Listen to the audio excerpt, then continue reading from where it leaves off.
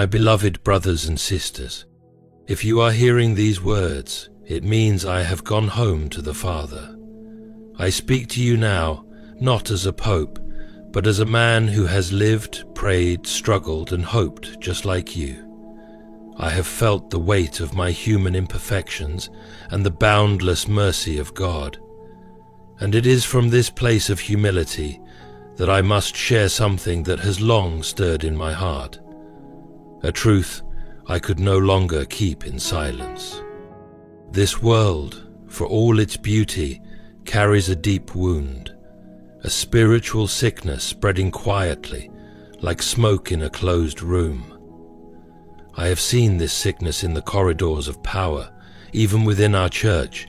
I have heard the cries of the innocent, the exploited, the forgotten, and I have carried the burden of secrets, things whispered behind cathedral walls, things too terrible to ignore.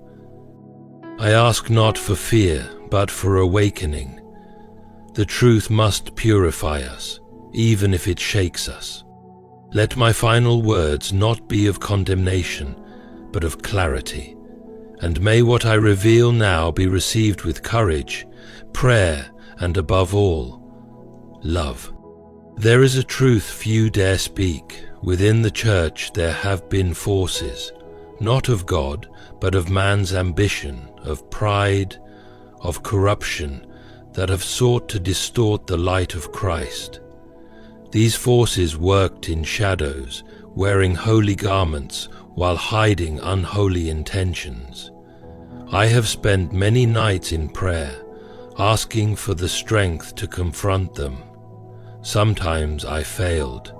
Sometimes I was silent too long.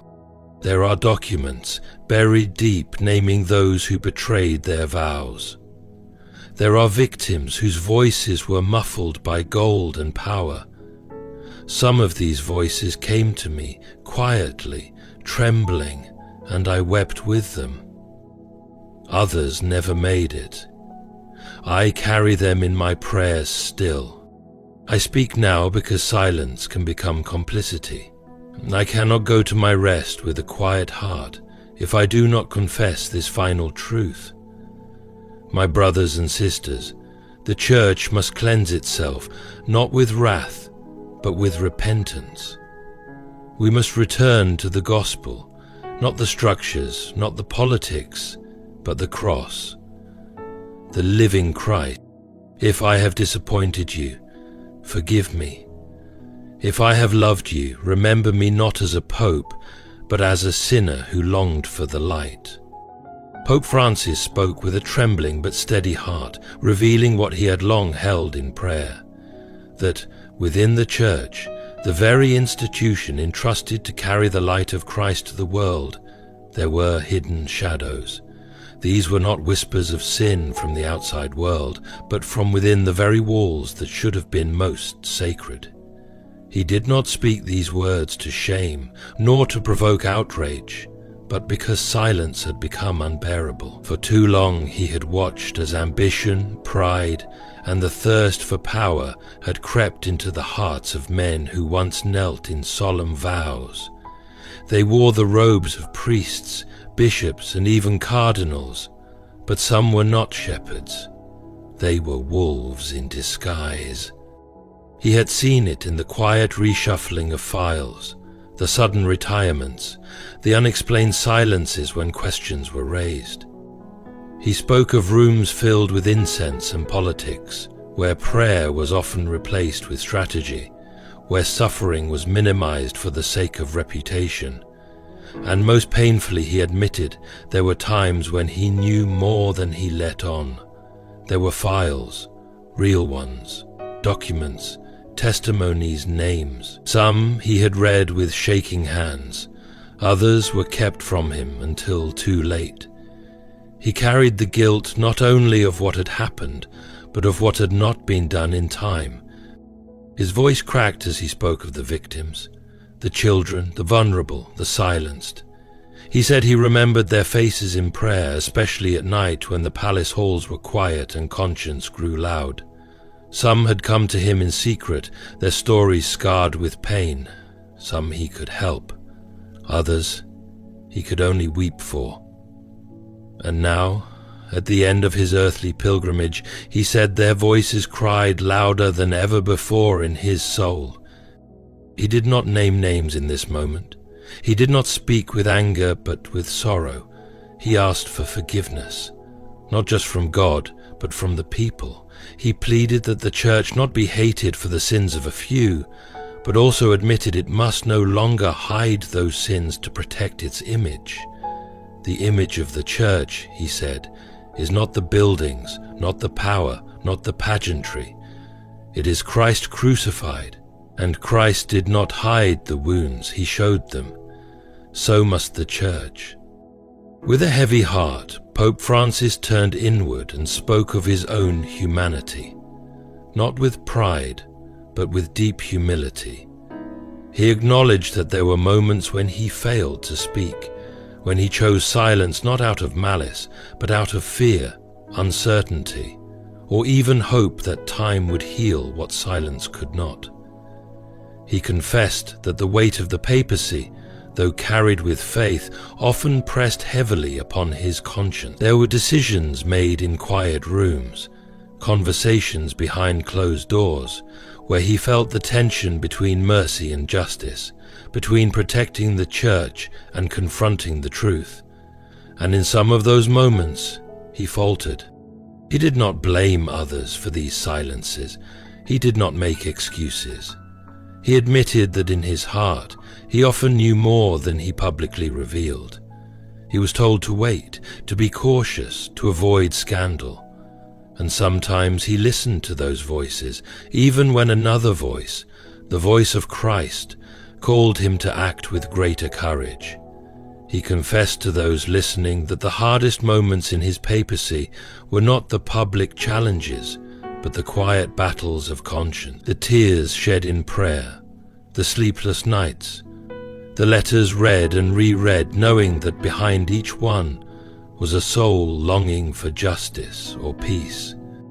Pope Francis shared that many came to him in desperation, whistleblowers, survivors, even clergy who had lost faith in the integrity of the system.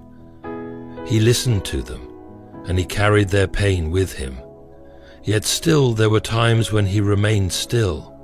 He believed then that patience might be a virtue, that healing might come through gentle reform. But now, standing at the edge of eternity, he saw that the silence only prolonged the wound. The church, he said, cannot be healed by what it refuses to face. He asked for forgiveness not as a final act of self-defense, but as a sincere plea from a soul who had tried to serve God as best he could, yet sometimes fell short. He said, "I was not always the Peter the world needed. Sometimes I was only Simon, the man still learning to walk in faith." In that moment his voice softened. He reminded the faithful that even Peter denied Christ 3 times, yet Christ still built the church upon him. "May my failures," he whispered, "become seeds of truth for those who come after me." With deep emotion, Pope Francis began to speak of the ones whose pain had been buried the deepest, those who had been hurt not by the world, but by those they were taught to trust most, members of the church. His voice trembled as he recalled the faces of the victims, not as names in reports, but as living souls who had suffered betrayal cloaked in holiness. He remembered the trembling hands, the tearful confessions, the long silences that spoke more than words ever could. These were not distant stories to him. They were personal. They haunted his prayers, followed him in the silence of night, and lingered behind every decision he made. He told of a woman who once came to him, clutching a rosary with fingers that shook.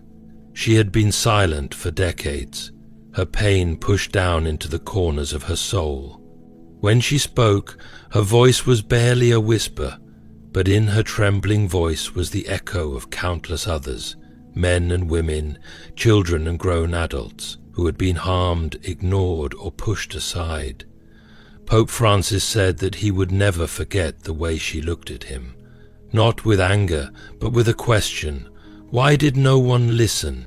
He confessed that her question pierced his heart in a way few things ever had, and though he had tried to amplify those voices, to bring justice, he admitted that the path was slow, and often blocked by others who valued the institution more than the individual. He said this grieved him more than any worldly criticism, more than any attack on his name or position, because the church was supposed to be a refuge for the wounded, not a source of wounds. He remembered the letters he read, some scrawled in pain, others written with articulate rage. He said he kept some of them in a drawer near his bedside, reading them again and again, asking God how such things had been allowed to happen. He prayed over them, sometimes in tears, sometimes in silence too deep for words. In his final reflection, he said, "To those who were silenced, I speak now. I see you, I hear you, I believe you, and I ask your forgiveness, not as a pope, but as a brother who failed to protect you." It was his hope, he said, that the church would finally begin to listen, not just to defend itself, but to change. Pope Francis's voice grew quieter as he spoke of the urgent need for the church to return to its roots, its humble, sacred foundation in the life and teachings of Jesus Christ. He shared that over the years he had come to realize that the church had often become far more focused on its own preservation and institutional strength than on the simple message of love, compassion, and service to the poor that Christ embodied. This, he admitted, was one of his greatest regrets, that the institution had at times placed more emphasis on its wealth, its power, and its status in the world, rather than on the gospel that was meant to guide it. He said that in his time as Pope he had seen the vast divide between the rich and the poor, the powerful and the marginalized. He spoke with sadness of how the church, despite its call to serve those in need, had sometimes turned a blind eye to the suffering of the most vulnerable, focusing instead on its own interests, its own security, and its own position in the world. The poor, the refugees, the homeless, these had too often been treated as a secondary concern, and he saw that the wounds of the church, though hidden behind walls of stone and glass, were not only spiritual but structural. The church had built for itself a kingdom that was far removed from the simple life that Christ had lived, a life marked by poverty, humility, and a radical care for the outcast.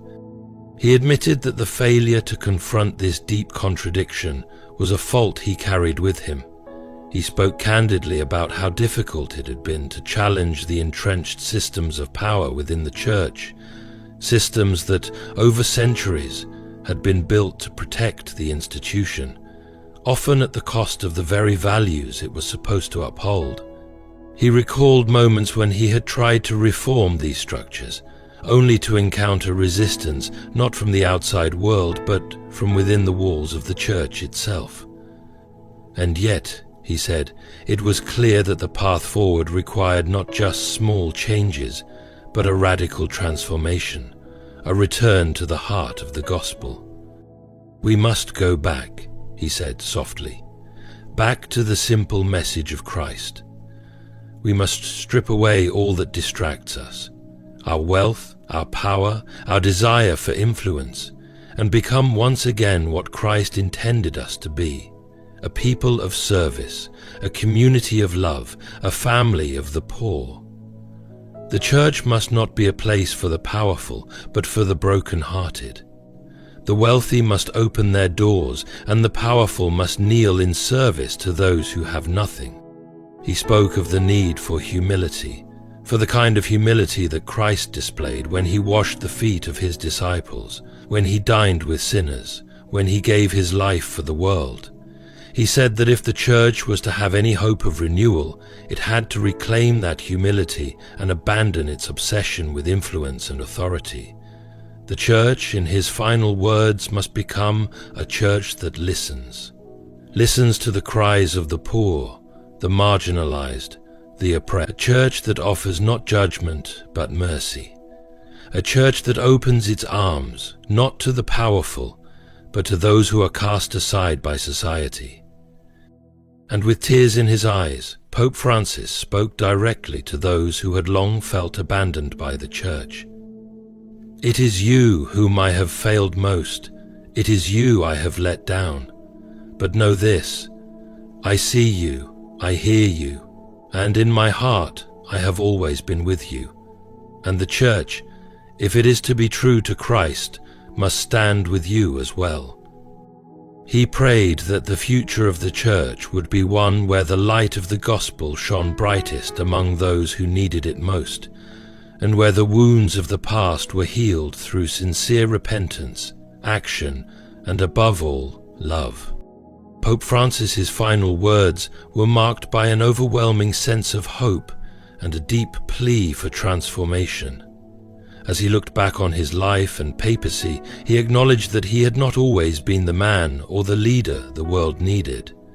But he asked for one thing above all, that the church would rise from its imperfections and be a beacon of light and love in a broken world. He spoke with humility, acknowledging that his own shortcomings could never overshadow the profound calling that all Christians share, the calling to follow Christ, to walk in his footsteps, and to carry his message of love and reconciliation into every corner of the world. He reminded the faithful that throughout history the church had faced many challenges, many failures, and many betrayals. But through it all, the truth of the gospel had never changed. The message of Christ's love, his mercy, his radical acceptance of the poor and the broken-hearted was eternal, and while the church had faltered, Christ had never left it, never abandoned it.